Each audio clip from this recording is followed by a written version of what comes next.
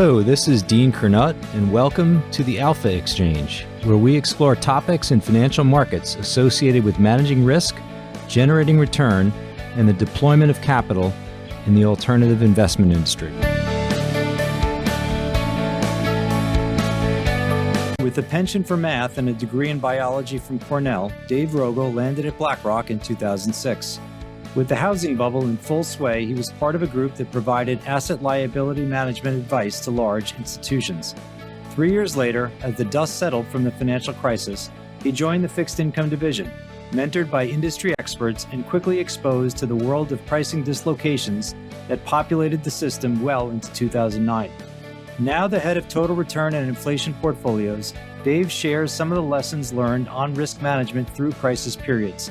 Reflecting on vol events like the COVID market shock, he asserts that simplification of exposures is critical as correlations can become unstable and unreliable.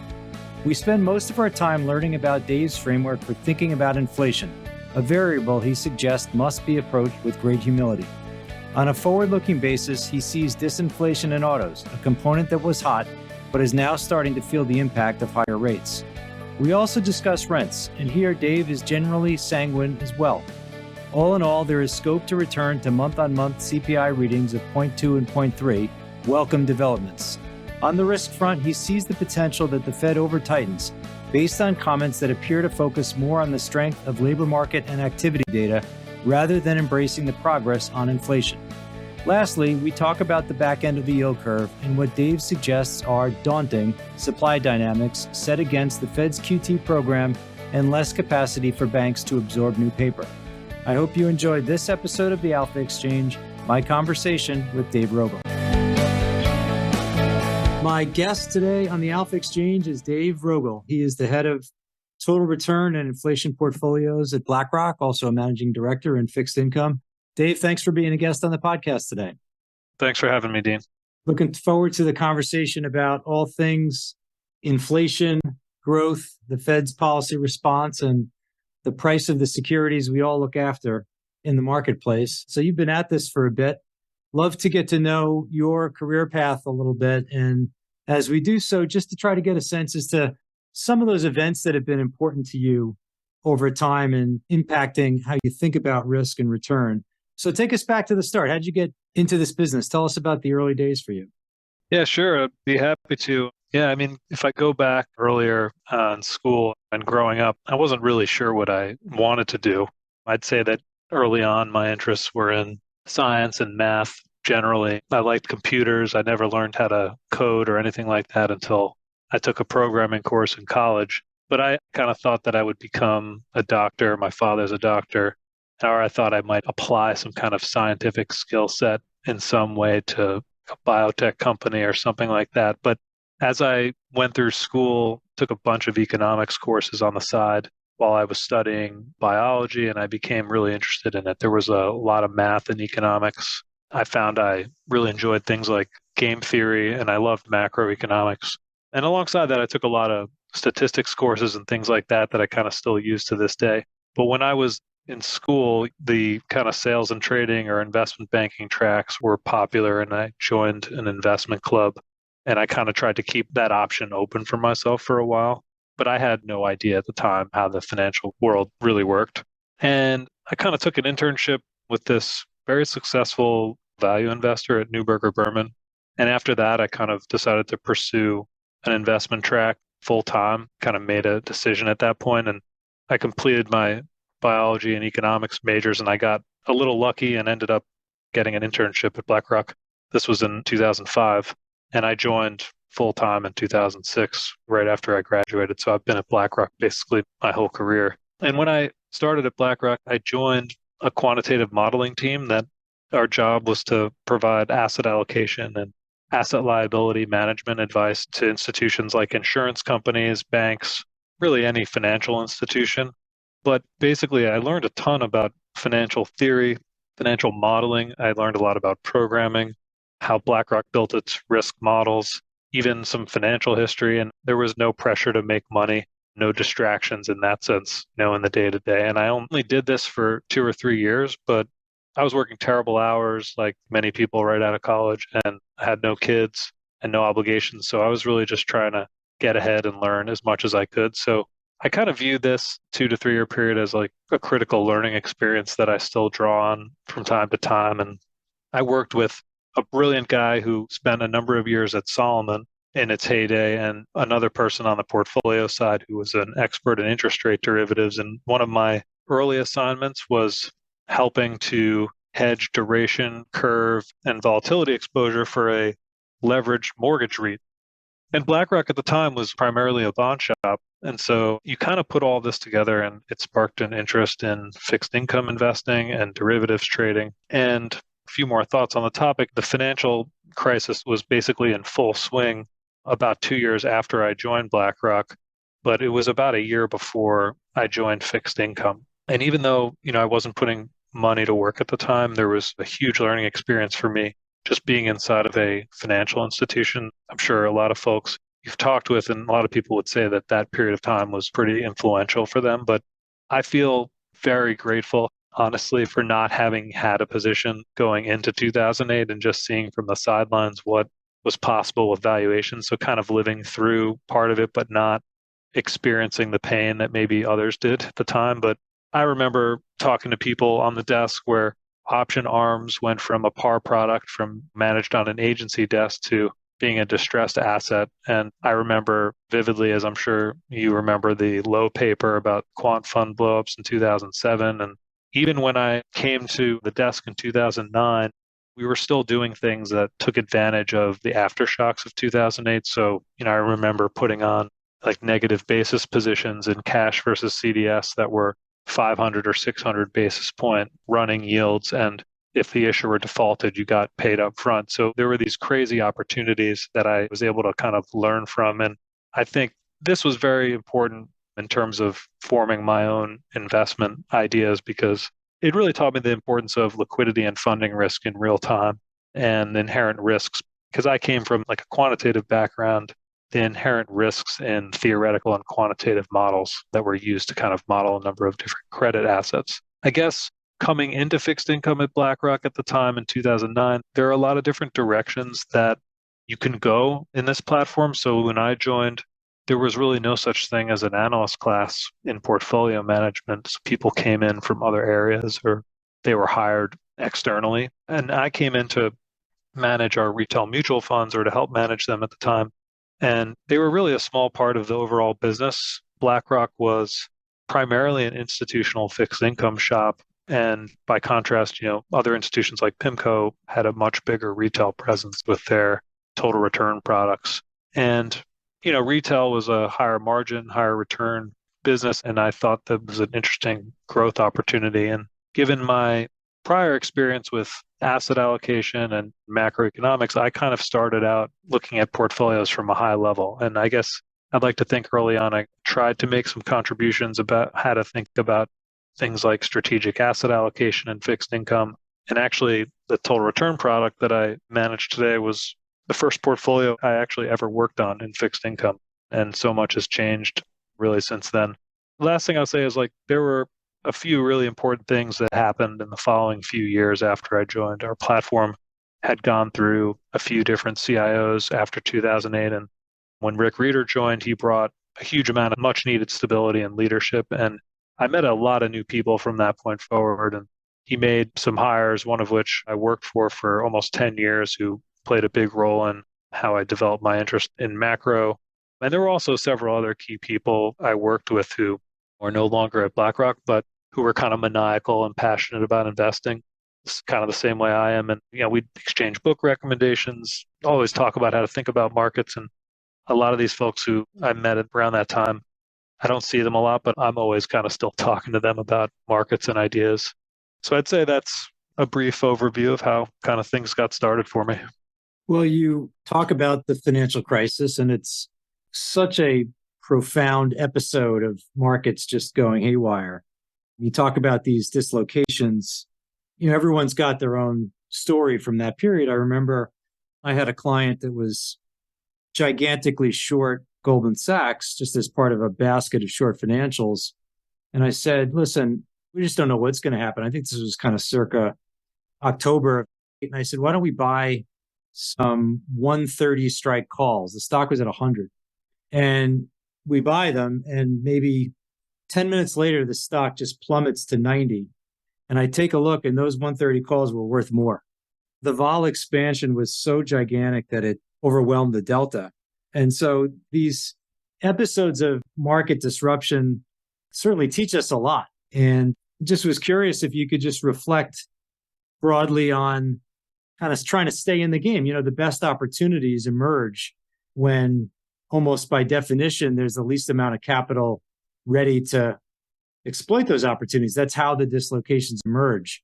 How do you kind of stay involved and try to find these dislocations or be ready to act on them, but maybe not act too early? What's that balance like for you? Yeah, well, it's a really great question because we obviously had the COVID shock in 2020, but that was very different. But there have been little episodes throughout the 10 years before that and after the financial crisis that were instructive. And I think one of the biggest takeaways for me is I didn't start managing my own risk until 2011, but that kind of kicked off a multi-year learning experience for me. And having gone through a number of different volatile periods, I picked up a lot of important lessons over that period. But one thing, particularly when you're in a volatility episode like the COVID shock or the financial crisis, I think just simplifying your exposures in the portfolio, that is one of the biggest takeaways that I've had from managing risk. The relationships that you don't think will hurt you can hurt you really badly. And the expressions that you use to express a given view can become much more important than they would otherwise normally be. So something that correlation of 95 in a normal market, you might have a much lower correlation. And generally assets correlate in a crisis, but two things that generally move together might not move together in an episode like that. So for me, like one of the major is to really simplify and focus on the most important things in the portfolio and not having too much complexity. And I think probably get into later, but it does play into how you think about sizing things like short volatility exposure, as well as how you think about your asset liability mismatches. Particularly, we manage daily liquidity mutual funds. So making sure you're structured to accommodate outflows and making sure trades are sized in a way that gives you flexibility in those types of episodes can be really important because, those periods can differentiate performance for years to come. You make a great point there on these instruments that are typically not fungible, but trade in line with each other. And then some liquidity shock hits the market and suddenly there's this huge differentiation. And I'm remembering back to the GFC and just the way in which break-evens behaved during that time period, which I don't think were as much an inflation forecast. Surely growth was flagging as a result of the crisis, but they were really more the output of a huge differentiation in the liquidity of an on-the-run nominal 10-year and a TIPS. How do you remember the pricing of those instruments back then? It was a similar dynamic in what we saw around the time of COVID shock, actually. And, when you think about how TIPS price, there's the expected inflation component, the break-even inflation, but that can be further broken down into expectations for inflation as well as inflation risk premium, but also liquidity premium or illiquidity premium for the TIPS market. So it's interesting when you look at realized inflation in the financial crisis, there were obviously shocks to commodity prices, but core inflation did not go down, I think, as much as perhaps some may have thought. It didn't go down nearly as much, certainly as the TIPS market forecasted. And there are a lot of factors that maybe drove that, but it was that expansion in the liquidity premiums that probably drove most of the underperformance you saw in TIPS. And that provided a enormous investment opportunity ultimately, but certainly if you were on the wrong side of that going in, it was really tough to take advantage of. And as we've seen also in TIPS, that gets amplified for shorter duration, more capital intensive parts of the market. So where there's a lot of balance sheet involved, where people might be funding positions in the repo market, you had additional stress driving that because you had funding pressure as well. So the funding aspect of risk after that episode, and there were some people internally who wrote some really interesting research on this. Liquidity as kind of a common risk factor is something that's always been in the back of my mind. Well, as you talk about COVID, I thought it would just be great to get a little bit of your take on these last 3 or so years. We have just had such gyrations, specifically in the risk-free market, right? The US government bond market, the rally in and around March of 2020, but beyond that, well into 2021, and then the subsequent gigantic sell-off in 2022 has just been incredible to watch. Obviously my own forte is more equity derivatives, but paying a lot of attention to the signals that come from the yield curve and that volatility.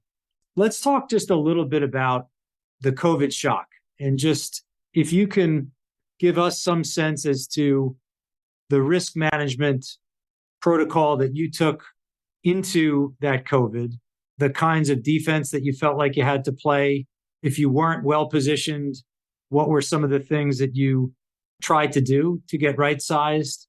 Were there thoughtful places to hide if there were exposures you wanted to avoid? I'd just love to get your recollections of that bad period in March and April of 2020. Yeah, sure. There's a lot to unpack after in terms of thinking about some of the influences on, as you mentioned, kind of how rates evolved and how inflation subsequently evolved. But as far as, going into the shock, what we saw in the fixed income side of things was that people were selling what they could, essentially, not what they wanted to. So that meant that we saw a lot of outflows out of shorter duration fixed income products and outflows out of our own kind of intermediate products that were simply about investors raising cash to deploy money into other areas. And that meant a ton of pressure in terms of potential liquidity demands in our portfolios at a time when there was essentially no liquidity in the market at all. So I recall in March, various points in time, 20 or 30 point bid offers in municipal bonds, essentially, levels that were not transactable really in any sort of size. So we focused on the things we could control in terms of trying to raise liquidity in the portfolios to meet redemptions where we could. That meant making tweaks in our mortgage pool exposure, making some tweaks in our treasury book to try to raise cash. That certainly cost us a little bit of money to do at the time, but gave us some flexibility to deploy capital and not have to worry about meeting redemptions. And I think it's kind of an underappreciated risk in our industry, which is not necessarily subject to the same type of regulations that banks or insurance companies are subject to, and something that we're always very cognizant of, which is, we are a daily liquidity vehicle, and there are certain protections that we have, but we ultimately do have to meet our redemptions. So we were very focused on that. And ultimately, the policy response was so epic, and recognizing the ability of that response to stabilize markets, and then thinking about playing offense once there was some daylight on how the response was being played out. We ended up having a pretty good year. And we tended to focus initially on what was just a significant dislocation in the higher quality parts of the market. And there was really kind of this successive wave of higher quality assets and fixed income coming back in a big way. And then it took time after that with the development of the vaccines and everything else to try to bring back some of the more levered or higher risk, lower quality segments of the market. But that ultimately also happened. One lesson I've learned too in terms of these various shocks, when you initially heard about the virus and how it was developing in Asia, I wouldn't say that we were necessarily the smartest in terms of understanding all the different risks involved, nor did we predict the fallout. But one thing I've learned to do over the years is to not necessarily be too dismissive of something like that, or any risk, or trying to be too early when you're thinking about risks that could become a tail event in the market.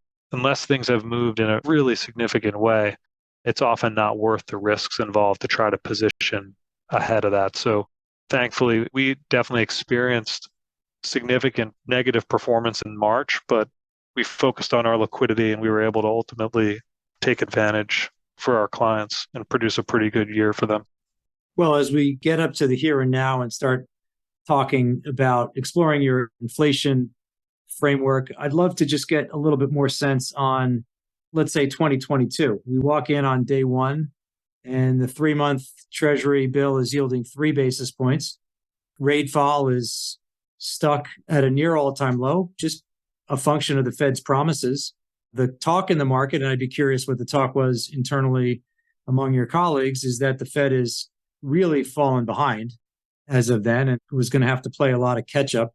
I think the number is at the end of 2021, and it looks backward, but year over year CPI was around 7%, on its way to 9 by mid-year 2022. But 7% year over year CPI and a 0% policy rate don't sound like a happy couple to me.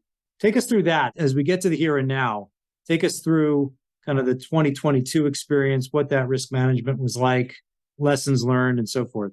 It's such a great question. And I could spend so much time talking about kind of the sequencing of how things evolved, because 2021 was actually, for me, a very frustrating year. And there were some interesting, I think, things to take away.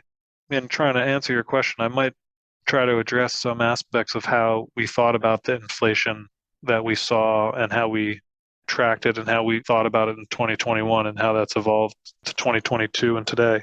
When you look at the setup, the Fed had altered its statement of longer run goals to incorporate something called flexible average inflation targeting, which was to provide some flexibility in terms of reacting, allowing to the extent that inflation undershot for a period, allowing it to overshoot for a period. And it was a form of really this concept of temporary price level targeting that Bernanke spoke about. And alongside that, they also adjusted their employment side of the mandate, which is that they were really only going to respond to shortfalls on employment. And that was essentially a form of throwing out the Phillips curve because the Phillips curve wasn't really working very well. So that process set the stage really for this very inertial reaction function at probably the wrong time, right? And I'll kind of go into that in a sec. But also, I think setting the stage was 2019, the Fed was cutting rates with the unemployment rate at 4%. And there were a lot of things going on at the time, including a trade war. And so we don't really know how the growth side would have evolved. But can you imagine, you look fast forward to today with what the Fed's, we've had a 600 basis point decline in inflation. The Fed still wants to maybe hike rates. It's a completely different reaction function. But I think that going into the pandemic, we actually had a pretty tight labor market that was motivated by very, very easy monetary policy at the time. And I think when I go back to 2021, if you go back to the pandemic response, and there's a lot of humility involved because inflation is a difficult thing to model, but there's the top-down approach of modeling inflation and the bottom-up. And some of the things I'll talk about now are more top-down, but we've really relied more on the tracking of the underlying components and the bottom-up forecast in the last 2 years, more so than we have the top-down. But at the time, we essentially did $5 trillion of fiscal stimulus, which was the largest deficit spending since World War II. And that was fully monetized by the Fed. And that was also progressive in terms of how it was allocated, meaning that there was a higher propensity to spend that stimulus money. And we did things like, obviously, emergency unemployment insurance, but also we did the PPP program, which was almost $1 trillion of loans designed to support employment. But all of those loans ultimately were forgiven, and it wasn't needs-based. So there was just a ton of money being thrown into the economy. We had this big improvement in the science with the vaccines ultimately that allowed the economy to probably open faster than some expected. What always stuck in my mind was this idea of helicopter money, which was introduced by Bernanke, which he said, if inflation's really low and you can't get it higher, just drop money out of helicopters and that will create inflation. And I think even though we didn't do that, we kind of did drop money out of helicopters in a modern way. And that piece of it really motivated our view in terms of why inflation could potentially pick up after that.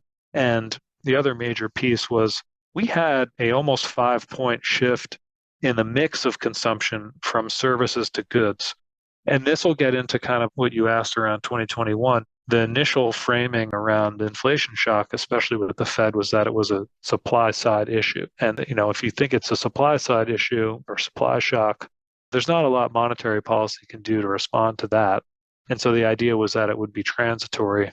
But if you take the perspective of this helicopter money stimulus alongside what was a massive shift, probably almost $1 trillion shift in the goods services mix, you could see how supply chains, particularly global goods supply chains, couldn't keep up with that. And so I think while there were certain supply chain issues in 2021, like the semiconductor lead times, or if you looked at auto production was actually going down. It wasn't that it couldn't keep up. So there were some supply issues associated with it, but I think there was a very large demand component. And that was a big point of differentiation for us, but also a big point of frustration because if you recall, some of the way the sequencing happened in 21 was the Treasury issued all this debt and they didn't yet spend it until some of the Biden stimulus was deployed. And they had $1 trillion at the general account at the Fed. And when that money got spent in the second half of 2021, it resulted in a huge influx of deposits into banks that was ultimately deployed into treasuries. So we were, in addition to the Fed being very focused on the supply side aspect and not enough on the demand, there was also this wall of money that got invested into the bond market. And actually, I think partially motivated what ended up happening with Silicon Valley Bank because there was a lot of hot money going into the VC sector, et cetera, that ended up in deposit form that got invested into fixed rate assets at very low yields. And, we were short, or I was at the time short duration, expecting the market to think about the inflation dynamics as a more persistent thing. And that was a very painful period, but it ultimately kind of paid off with what happened in 2022, where it became just very obvious that the inflation problem was more persistent. And that's another kind of lesson that I've taken from having looked at past inflation episodes. A lot of forecasting models were built on the Great Moderation, where you had this mean reversion in inflation readings. But when you go back to the 70s and the 80s, there's a lot more persistence. And once something gets going, if you think about something like just global shipping or freight costs that exploded during the pandemic, those contracts, there are these spot rates, but then there's annual contracts that are negotiated once or twice a year. And so when you get a shock like that, it takes a while for these things to get renegotiated, to propagate through the system. And so kind of recognizing that there could be some persistence to that was also another thing that we were very focused on. And then when you actually track the underlying components and you bring in the bottom-up forecast, there was really nothing going into 22 that suggested that inflation was slowing. Most things were actually deteriorating in terms of the price pressures that we were seeing. So since then, the bottom-up tracking has actually proven to be a pretty good guide. And if you fast forward to today, there's actually a lot of signs that price pressures are going away, and yet there's this inertia policy again. So I think the setup is actually really interesting. Well, I wonder as we sort of talk through that inflation experience, and as you said, the price of nominal bonds, let's just use the US 10-year in, I want to say August of 21, might have yielded 1.2 or 1.3%. I mean, this is well past the height of the pandemic, and inflation is probably at 5 and change percent at that time. Just an incredible discrepancy if you think that nominal yields are some function of reals plus some inflation risk premium. Well, that was an odd coupling there. And I do remember our conversations and your frustration at that time. And as you say, the banks gobbled up a lot of this paper. There's a 30-year piece of paper out there now, or I guess it's maybe a 27-year piece of paper, but I think it trades below 50 cents on the dollar. I think it's like a 1.2% coupon or something like that. And I'm sure Silicon Valley owned its share of it. So certainly some difficult stuff that folks had to find a place to put their cash at some point. So you point, Dave, to sort of the next maybe 3 to 6 months. I'd love for you to frame this out for us, just in terms of the push and pull of the underlying components, maybe starting with the rent side. Gets a lot of play, but be great to have you explain for our listeners just how that kind of figures in on a lagged basis, what you see. It's clearly a gigantic component, especially of CPI. So when you say things are kind of coming the Fed's way, walk us through what you see evolving over the next 6 months. Sure. And we started to see this improvement going into the third quarter. And It's really interesting just to note that so headline inflation has gone from a peak of 9% in the middle of last year to 3%, give or take. And last quarter, we had a core CPI sequential run rate that was around 2.4%. And when you factor in the difference between CPI and PCE, that's, I think, very consistent with the 2% objective that the Fed has. But it's really, in fairness, only one quarter. So we'll need to sustain that over a longer period of time. But it has been, I think, a measurable improvement. And I guess it would be helpful to address headline and core separately. But on the headline inflation side, there's energy prices recently that have picked up. But when we look at other components of headline inflation, including things like home utility costs and food inflation, there's no signs that those pieces of the equation are picking up in a way that's worrisome. And, things like food commodities take a while to pass through in grocery store inflation and things like that. But so far, food commodities have come off from very high levels, and there's no real signs that we should be too worried about the headline components of inflation at the moment, apart from this kind of recent rise in gas prices. The food component, it was something that people really didn't focus on for years. And I think that actually did factor into the Fed's objective function to some degree, but they do focus more on core inflation. And what we're seeing there, and the way we look at it is, like many others, we segregate core into goods and services. And there's been a sequencing in terms of where we saw price pressures first, goods, and then subsequently services. Starting with goods inflation, we've separated goods into two main categories, one autos and two everything else, because autos were such a huge factor in inflation in 21 and even 22. And we have a lot of good data to support the analysis of auto price inflation. We've tended to look at that separately. And what we've seen is that there's moderation in new car prices, and we've seen a pretty steep fall off in used car prices. And this is an area where I think Fed policy is actually starting to bite more acutely, where most auto loans are short-term, based off of short-term interest rates, as opposed to corporates who have termed out their funding. And so consumers are experiencing much higher prices to lease a vehicle than they were, both because prices are higher, but also because the financing rates are higher for those loans. And what we're seeing is that there's some pretty significant disinflation yet to come in the coming months from autos. And then if we look at goods excluding autos, this took a while to moderate, but volume goods consumption has been flat. So the pressures there in the last 6 to 12 months have not been as high. And also, we've had significant improvement in a lot of those metrics that track the global supply chain, including freight and shipping. Retail inventories had been elevated for a lot of the year. So there was a lot of incentive to move product that was essentially, there was this attempt to adjust to significantly higher goods demand. And then with the reopening of the economy, consumers pretty rapidly shifted to services. And so there was an overhang of inventory. That's still working through the system. And I think what we've started to see is that this is a small point of uncertainty for us in the near term, but goods inflation, excluding autos, is running at about zero or even slightly negative now. And our expectation is, given the backdrop, that probably continues. And so that itself, goods inflation in total won't be a significant, at least we don't estimate, will not be a significant source of price pressure in the next 3 to 6 months. It's really the services side that I think people are nervous about. And you brought up shelter. And that's really a function of the tight labor market, Dean. And I think the linkages there, though, I think are much less strong than people assume. But addressing the rent component, it's really interesting and worth spending some time on. So the CPI rent index, or the measure of housing costs, it's important to know that it is sampled from rental buildings. And the way the rents and OER are computed are a different weighting scheme. But the CPI essentially samples rents. And it does so in a very lagging way because, one, the measure is smoothed. The CPI looks at the trailing 6-month inflation. And then separately, the CPI measures the price of the existing rental stock, not necessarily new leases. And when you look at things like Zillow and Apartment List, those are measuring new leases. And this is something that I don't think got a lot of focus until recently when rental inflation went up so much.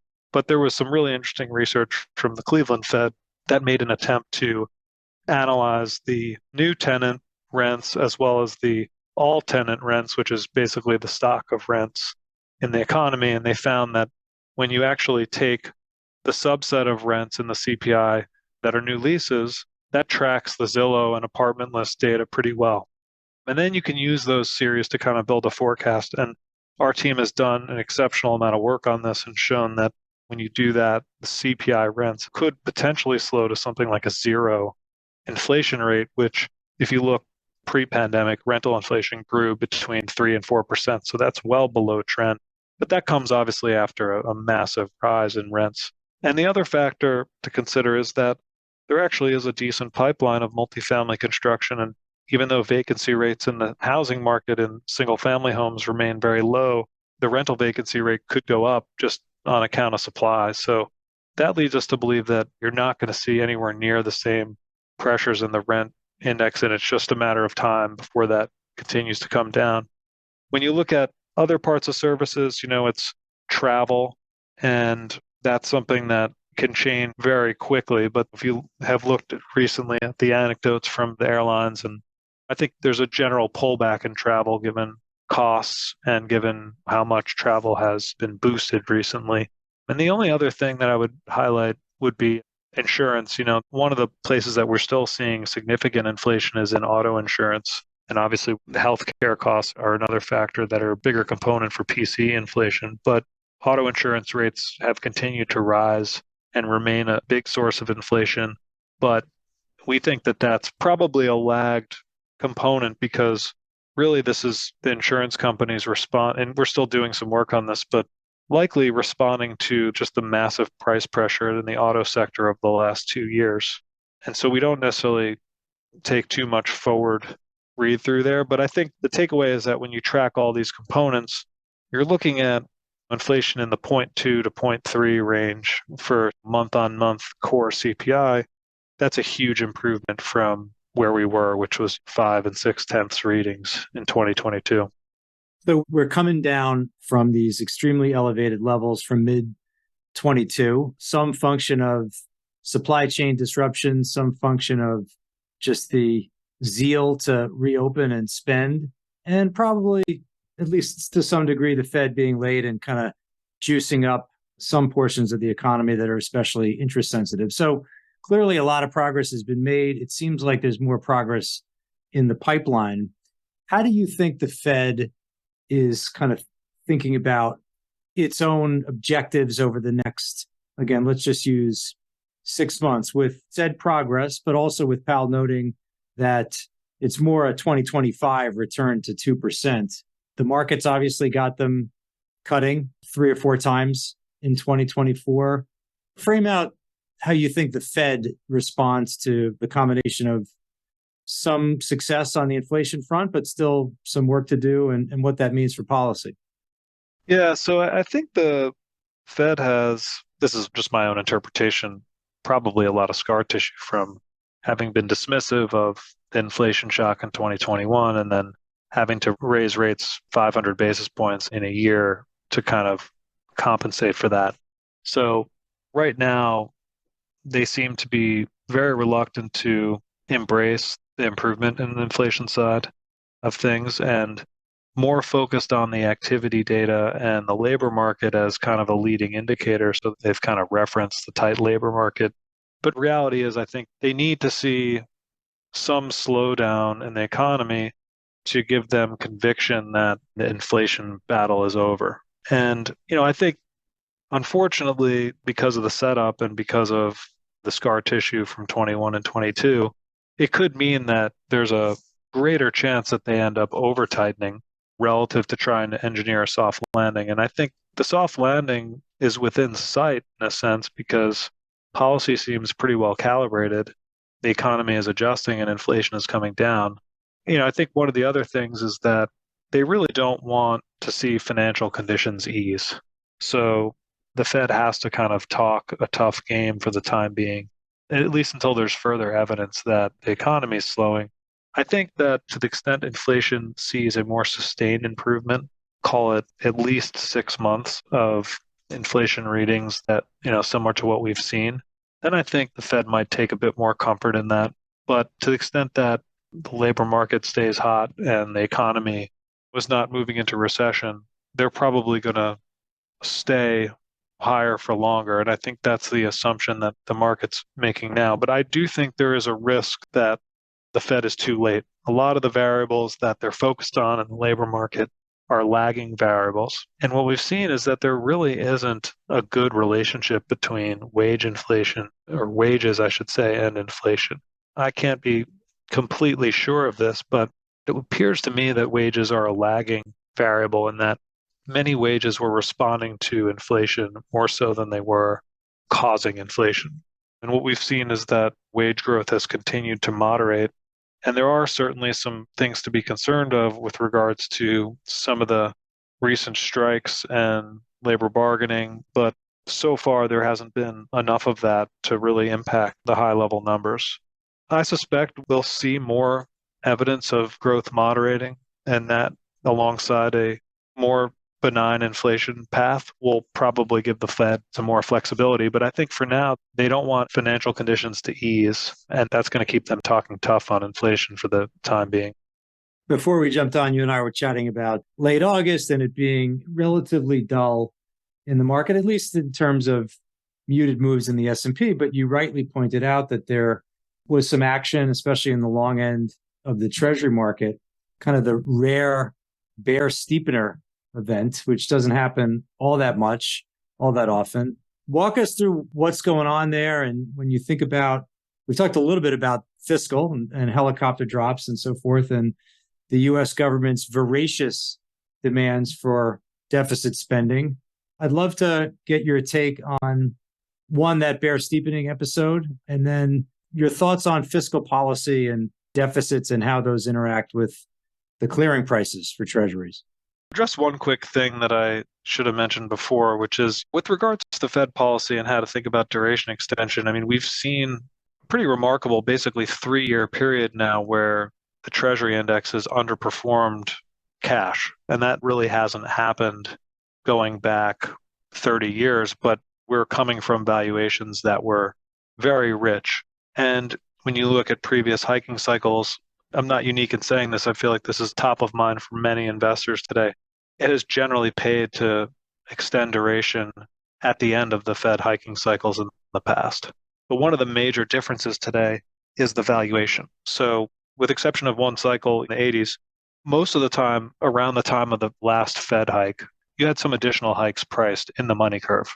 And today, we've basically been going from extreme periods like March, where we had 250 basis points of hikes priced out a couple of years, to now today, where we have only about 75 or 80 basis points priced through the end of next year. But the point is, investors are anticipating rates to go down, whereas in the past, at the end of the Fed hiking cycle, investors were generally pricing in some risk premium that the Fed would have to do more. So I think that as a backdrop makes this episode a little bit more difficult to trade, even if you have conviction that the Fed might be done.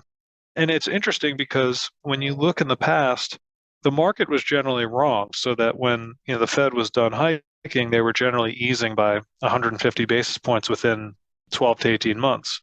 I may not have that number exactly right, but broadly they were easing and the market was over forecasting. And I think the markets maybe have gotten smarter and realizes that if the Fed is close to done, it pays to extend duration. But I think also part of it is that we are sitting here with negative term premiums in the bond market still.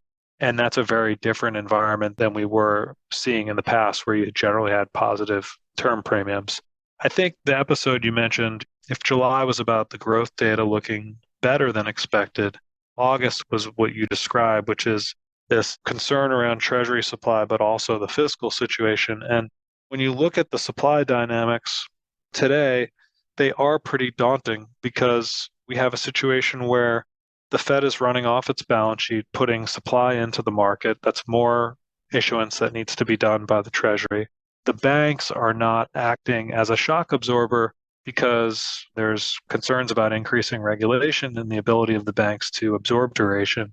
And the foreign official community is not buying. In fact, in some cases might be selling because of some currency interventions.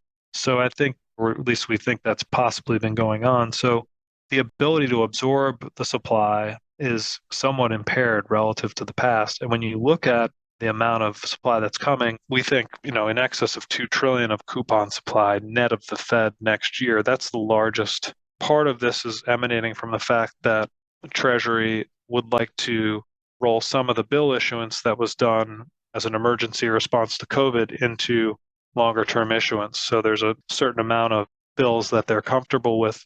And so in August, when we had the Fitch downgrade as well as the Treasury refunding announcement, I think all of that kind of put it on the map for investors. And even though the supply was known, you combine that with valuations and a Fed that's being a little bit more stubborn than you might think. And it caused, I think, some pretty big moves in the markets. And I think the other concern that's percolating is this issue of interest expense and deficits. And I think when you look at the fiscal situation this year, the deficit has expanded in a way that I think some didn't expect, including from some of these Social Security COLA adjustments, as well as reduced revenues in certain areas. And so there's definitely a little bit more of a concern about the deficit dynamics. And I'd like to think if inflation moderates, that won't be an issue. But it does come into play when, if you think about a situation where the Fed keeps rates lower than it should to accommodate the deficit, that inflation could remain higher than you expect. That could create a really nasty spiral in markets, which is this, concept of fiscal dominance. And I don't think that's necessarily going to play out, but it's certainly a risk that's on people's minds. And I think that that's definitely driving a lot of the price action recently. And any reasonable forecasts, we were looking at this internally, our economics team, about how interest expense might exceed defense spending in short order. You can start to get nervous about the fiscal situation and realize that there might be some cost to using the deficit as a countercyclical tool.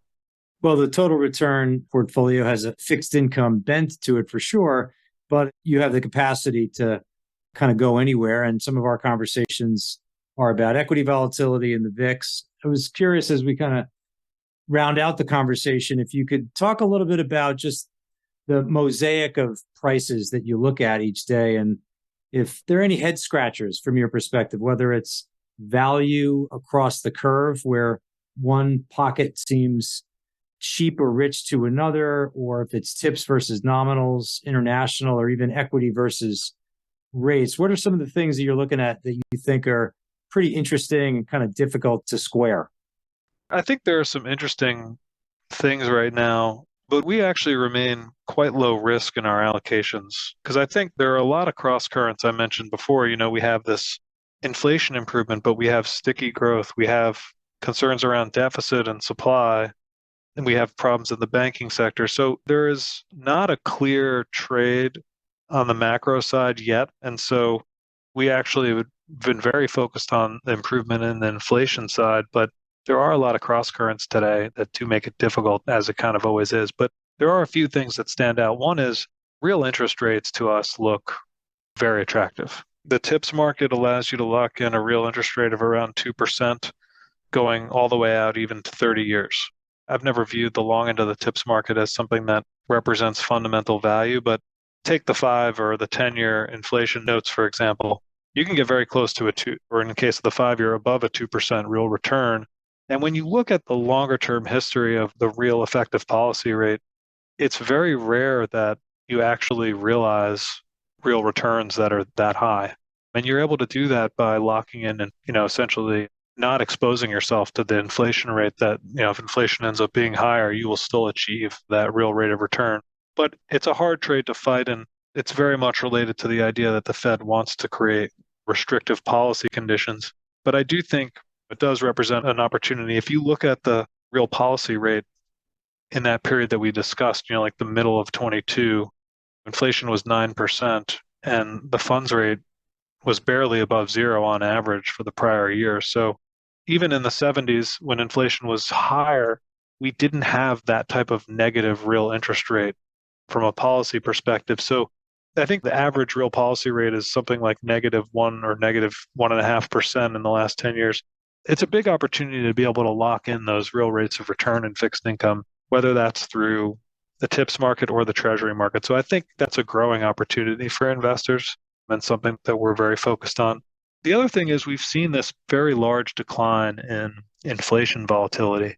That's come through just looking at the volatility of headline CPI or the volatility of TIPS break-evens. And what we haven't seen is a proportional decline in interest rate volatility. And so any assets that are sensitive to that, including mortgages, obviously interest rate options, or higher quality securitized products, those assets look very attractive on a long-term basis relative to corporate credit. That's something that we find very interesting. And it's there for a reason. Partially, interest rate volatility itself has remained high, but also the supply of these assets is a real headwind. And as we've seen post the SVB situation in March, banks have been actually selling these types of assets. So that presents an opportunity, we think, particularly relative to corporate credit, where the market's really not pricing any sort of significant recession risk, so you're not necessarily getting paid to own those assets in a way that's any different than kind of a normal market. So those are kind of two things that I would say we're focused on trying to take advantage of in the portfolio at the moment. And in general, I would say shorter dated, high quality assets and fixed income, 6 to 7% type of all-in yields. Those are levels that you just haven't seen in a long time. It's an interesting point on mortgage spread risk and some manifestation of interest rate volatility. And on the corporate side, there's some vol and risk component to the excess you're getting paid to assume default risk, and you don't get paid all that much for that. So that's a very interesting differentiation. Dave, last question. I just wanted to pick your brain on this, which is, as we've talked about, the market's got the Fed kind of 3-ish, maybe a little bit more cuts for next year. There's not a lot of precedent for the Fed to be cutting rates when inflation's above target. And even as you lay out your scenario where things are kind of coming that way, it's still pretty likely that we'll be above target well into 2024. I guess never say never in markets or inflation or anything. But I'd just be curious, in your mind, if we are sitting reasonably above target in late 2024, do you see the Fed as saying, well, our job is done and we've made enough progress, and so we're going to start cutting rates? Is that something you can see happening? Well, it comes down really to how high inflation is and what the forecast horizon looks like. And I think if we're talking about inflation running, say, at 2.5% or between 2.5% and 3%, I think there certainly are scenarios, particularly if activity data is deteriorating, where the Fed is cutting interest rates and essentially leaning on their forecast for inflation. And Powell himself has actually said this to his credit, even though I think they're focused on some lagging variables. He's also said explicitly that they could be cutting rates with inflation above their target to the extent that they were forecasting inflation to be closer to their target. And that's a much harder thing to do, obviously, when inflation keeps going up. But to the extent that inflation has come down a lot and you're seeing weakness in the economy, that's definitely plausible. And I go back to something that I also recall at a research meeting we discussed. I think Greenspan in his tenure averaged a 3% inflation rate. Now that's across a long period of time, but the Fed will certainly not formally adopt a higher inflation target, mostly because of the political implications there. It would be very difficult for them to do. But in practice, they may accept something that is a little higher than 2, provided they have some evidence that the economy is slowing. And we are starting to see real policy rates increase for the first time. If you think about it, core inflation was running around 5%, 5.5%. It's now running to 2.5% the last quarter, but the funds rate's at 5%, 5.5%. So you are starting to see higher real policy rates. But, if inflation's running between 3 and 4, then I don't think the Fed has flexibility to do something like that, because they can't credibly forecast inflation close to target when it's running that high. So that's certainly a risk. If we move back into that zone, it becomes a lot harder for them to potentially ease policy when, in that case, even if the economy is showing signs of weakening. Well, something tells me that these next 6 months are going to be especially important in helping us answer a lot of these questions. And you've helped us answer a lot of these questions. So, Dave, I'm really excited we got a chance to do this. I thank you for being a guest on the podcast. Thanks, Dean. I really appreciate you having me. You've been listening to the Alpha Exchange. If you've enjoyed the show, please do tell a friend. And before we leave, I wanted to invite you to drop us some feedback, as we aim to utilize these conversations to contribute to the investment community's understanding of risk. Your input is valuable and provides direction on where we should focus. Please email us at feedback@alphaexchangepodcast.com. Thanks again, and catch you next time.